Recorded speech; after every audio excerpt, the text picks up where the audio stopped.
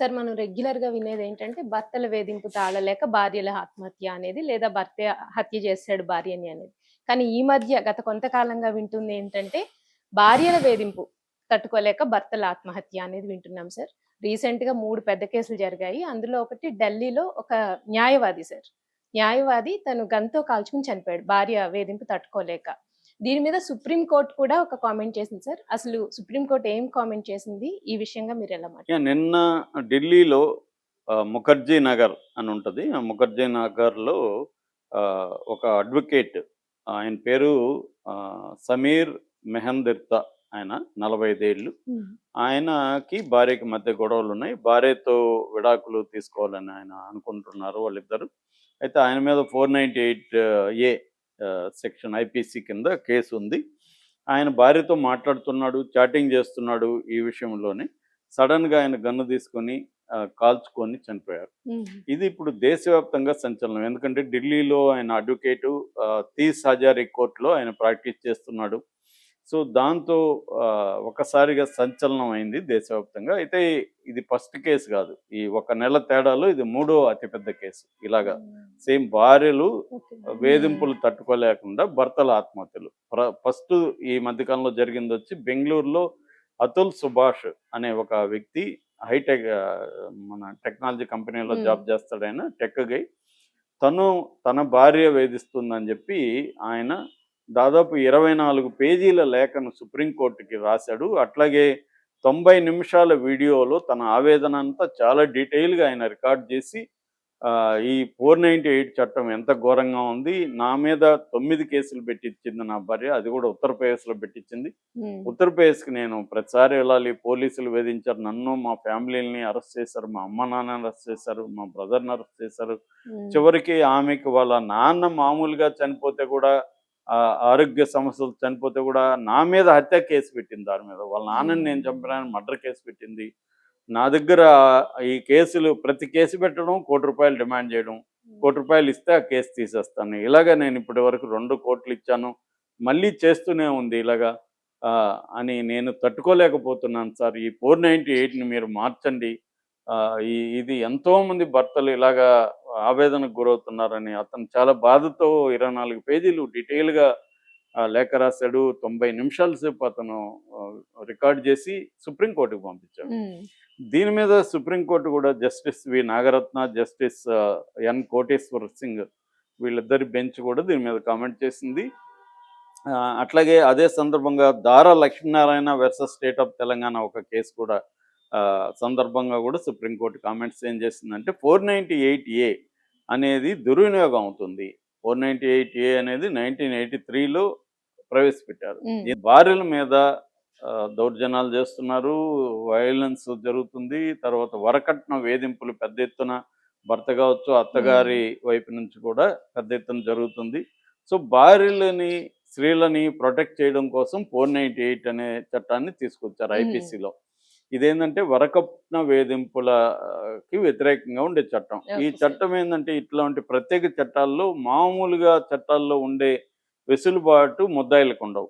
అంటే ఈ హుహు. కేసు పెట్టగానే అరెస్టులు చేసేయడం, హ్మ్. బెయిల్ రాకపోవడం ఇలాంటివి ఉంటాయన్నమాట. దీనికి సంబంధించి 2017కు ముందు వరకు సుప్రీం కోర్ట్ ఏం చెప్పిందంటే సంక్షేమ కమిటీలని పెట్టాలి. సంక్షేమ కమిటీల ఆధ్వర్యంలో ఈ కేసులు పర్యవేక్షణ జరగాలి. అట్లాగే కేసు ఏ మహిళ పెట్టినా ఇమ్మీడియేట్‌గా అరెస్ట్ చేయాలి. ఇలాంటి హ్మ్. రూల్స్ ఉండేది. అయితే 2017లో అదే సుప్రీం కోర్ట్ మళ్ళీ మార్చింది. మార్చి సంక్షేమ కమిటీలను రద్దు చేసి పోలీసులే ఎంక్వైరీ చేయాలి. అట్లాగే ఇమ్మీడియేట్‌గా అరెస్ట్ చేయాల్సిన అవసరం లేదు. ఇవన్నీ కూడా చెప్పింది. కానీ పోలీసులు అవేవి పాటించకుండా ఏం చేస్తున్నారు?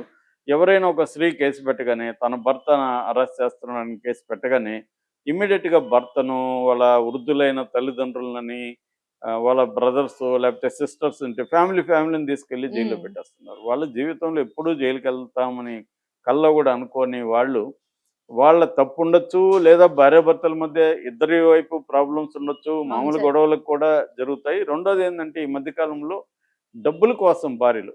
హ్మ్. నేను నా అడ్వకేట్స్ ఫ్రెండ్స్ ఉన్నారు. చాలా కథలు చెప్తుంటారు నాకు. ఓకే. విడాకుల అడ్వకేట్లున్నారు. హ్మ్. వాళ్ళు ఒక్కోసారి వాళ్ళు చెప్పే కథలు చూస్తే మామూలుగా ఉండవు. ఓకే. అంటే విమెన్ గూడా ఏం చేస్తున్నారంటే ఇవాళ కన్జ్యూమరిజం పెరిగి విమెన్ ఎక్కువ కన్జ్యూమర్స్ ఎవరంటే ప్రధానంగా విమెనే. మనకి ఏ షాప్లో అవును సార్. లెక్కలు తీస్తే ఉమెనే ఉంటారు, ఒకవేళ మగవాళ్ళు కూడా ఉమెన్ కోసం వచ్చుంటారు. హ్మ్. సో వీళ్ళు పొటెన్షియల్ కన్జ్యూమర్స్ ఎవరంటే ఉమెన్. అవును సార్. మామూలుగా ఒక సోషియాలజిస్ట్ బౌమన్ అంటాడనమాట.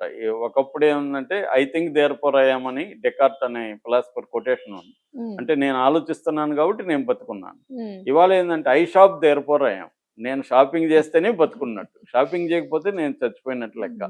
అంటే షాపింగ్ చేస్తే లైవ్లీగా ఉన్నట్టు, ఈ ప్రపంచంతో కనెక్ట్ అయినట్టు అలాగా. ఈ మధ్య కాలంలో కూడా తెలిసే ఉంటది. ఉమెన్ ఏందంటే అవును సార్. ఒకసారి శారీ కడితే రెండోసారి కట్టరు. అవును సార్. ఎందుకంటే అది చూసేసారంట. హ్మ్. హ్మ్. మొన్నెవరో అడిగితే అప్పుడు మొన్నే కొన్నారు గదంటే ఆల్రెడీ ఫోటో పెట్టాము. అది అందరూ చూసేసారు అవును గదా! సార్. ఇంక నేను దాన్ని కట్టను. ఇప్పుడు అందరూ ఫాలో అవుతున్నారు సార్ ఫాలో ఆ ట్రెండ్ అవుతున్నారు. అది. అంటే ఇదంతా కూడా కన్జ్యూమర్ ఇజం. దీనివల్ల హ్మ్. ఏమైందంటే ఈ వీళ్ళకి డబ్బులెక్కడి నుంచి రావాలి? స్త్రీలకి వాళ్ళు జాబులు చేసినా కూడా సరిపోదు హ్మ్. గదా! ఇంత. హ్మ్. దాంతో భర్తలు ఎక్కువ సంపాదించేవాళ్ళున్నారనుకో, వాళ్ళతో గొడవలొచ్చినప్పుడు వాళ్ళ మీద కేసులు పెట్టి, ఆ భర్తకేమన్నా ఆస్తులుంటే హ్మ్. దాన్ని లాగడం కోసం 498 కింద కేసు పెట్టేయడం. భర్త నన్ను హరాస్ చేస్తున్నాడు, కొట్టాడు అని హ్మ్. కేసు పెట్టేయి. హ్మ్. దీనికి సాక్ష్యం ఉంది. భర్త కొట్టాడా లేదా ఎలా తేలేది? కానీ తేలే లోపల ఏం చేస్తున్నారు? హరాస్మెంట్ స్టార్ట్ అయిపోతుంది. పోలీసులు హ్మ్. ఎంటర్ హ్మ్. అయిపోవడం, వాళ్ళని తీసుకొచ్చి అరెస్టులు చేసేయడం. దీంతో ఇదెందుకు జేస్తారంటే డబ్బుల కోసం. నాకోటి ఇప్పుడు అదే గదా! అవును అతుల్ సార్. సుభాష్ ఆ! చెప్పిందదే. ఇప్పుడదే. హ్మ్. కేసు పెడితే కేసు విత్‌డ్రా జేసుకోవాలంటే ₹1,00,00,000. హ్మ్. అందువల్ల ఎక్కువ కేసులు మీరు అడ్వకేట్‌లని కనుక్కోండి, లేకపోతే కేసులను పరిశీలిస్తే హ్మ్. ఎక్కువ కేసులు కోర్ట్ బయట సెటిల్ అవుతాయి. సరే. అందుకని చాలామంది అడ్వకేట్‌లు ఇప్పుడు కోర్ట్‌లకెళ్ళట్లా. హ్మ్. చాలామంది బయట సెటిల్‌మెంట్‌లు జేయడానికి వీళ్ళు ఆర్బిట్రేటర్స్‌గా పనిజేస్తున్నారు. హ్మ్. సో, ఇలాగా డబ్బులు డిమాండ్ చేయడం, డబ్బులు లాగడం. ఈ మధ్య గూడా బెంగుళూరు కోర్ట్‌లో వీడియో. అదేందంటే ఆమె 6,00,000 భరణం అడుగుతుంది హ్మ్. నెలకి. అవును ఆమె సార్. జడ్జి, మహిళా జడ్జి. ఏందే ఇది హ్మ్. 6,00,000 ఆమెకు కావాలనా? ఆమె అవును సార్. ఏమగుంటది ఈ వస్తువులు? హ్మ్. అని ఆమె షాక్ అయింది హ్మ్. జడ్జి గారు. అలాగా అంటే డిమాండ్స్ భర్తల దగ్గర డబ్బుంటే వీళ్ళకివ్వాలని ఏం రూల్ లేదు గదా! హ్మ్. కానీ వీళ్ళు లాగేయడం కోసం ఈ కేసులు పెడతాం. ఇదొకటి డొమెస్టిక్ ఇది. ఇది దేశవ్యాప్తంగా ఇలాంటి కేసులు బాగా పెరిగాయి ఈ మధ్య. హ్మ్. అట్లని ఇప్పటికి గూడా మహిళల మీద దౌర్జన్యాలే ప్రధానంగా అవును ఉంటున్నాయి. సార్. మనకి సంఖ్యాపరంగా డేటా హ్మ్. తీసుకుంటే నిన్ననే ఒక డేటా చూసాను. దాదాపు ఆహ్, ఈ సంస్థల్లో అంటే టీసీఎస్, ఇన్ఫోసిస్, ఐసీఐసీ బ్యాంకు ఇలాంటి సంస్థల్లోనే మహిళల మీద వేధింపులు 40% పెరిగాయనేది ఓహ్! Recent data. రీసెంట్‌గా ఇప్పుడు హ్మ్. 2024 అయిపోయింది కాబట్టి క్రైమ్ క్రైమ్ డేటా బయట పెట్టారు గదా! హ్మ్. మహిళల మీద ప్రతి రాష్ట్రంలో తెలంగాణలో గూడా మహిళల మీద దాడులు పెరిగాయి. దాడులు గావచ్చు, దౌర్జన్యాలు గావచ్చు. హ్మ్. అవి ఒక పక్క బాగా పెరుగుతున్నాయి. హ్మ్. అయితే రివర్స్‌లో మహిళలు గూడా క్రైమ్‌లోకి బాగా ఎంటర్ అవుతున్నారు ఈ హ్మ్. మధ్య. అది గూడా మేబీ వుమెన్ ఎంపవర్‌మెంట్‌లో హుహు. భాగంగా స్త్రీలు గూడా ఇప్పుడేందంటే స్త్రీలకి డబ్బులొచ్చాయి, స్త్రీలు సంపాదిస్తున్నారు. కేసులు పెట్టినా పోలీసుల్ని మేనేజ్ జేసుకోగలిగిన పరిస్థితి ఉంది. రెండోది ఫైనాన్షియల్ ఇండిపెండెన్స్ వచ్చింది వుమెన్‌కి కూడా. హ్మ్. కొంత ధైర్యంగా మాట్లాడడం, మీడియా సపోర్టు, చట్టాలు గూడా స్త్రీలకు అనుకూలమైన పోక్సో చట్టం ఒకటుంది. అంటే స్త్రీలకనే కాదు అది పిల్లలకి, హ్మ్. మగ పిల్లలకైనా గూడా. బట్ ఎక్కువగా అమ్మాయిలే పెడుతున్నారు. అది కూడా దుర్వినియోగం అవుతుంది.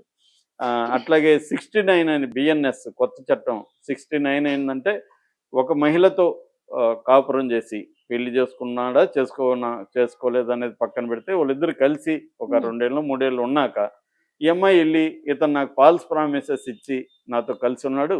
ఆ ప్రామిసెస్ నెరవేర్చలేదు. హ్మ్. ప్రామిసెస్ ఏమన్నా గావచ్చు. ఉద్యోగం ఇస్తానని గావచ్చు, పెళ్లి చేసుకుంటానని హ్మ్. గావచ్చు, ప్రమోషన్ ఇస్తానని గావచ్చు, నీకు డబ్బులిస్తానని గావచ్చు. ఏదన్నా ప్రామిస్ చేశాడు.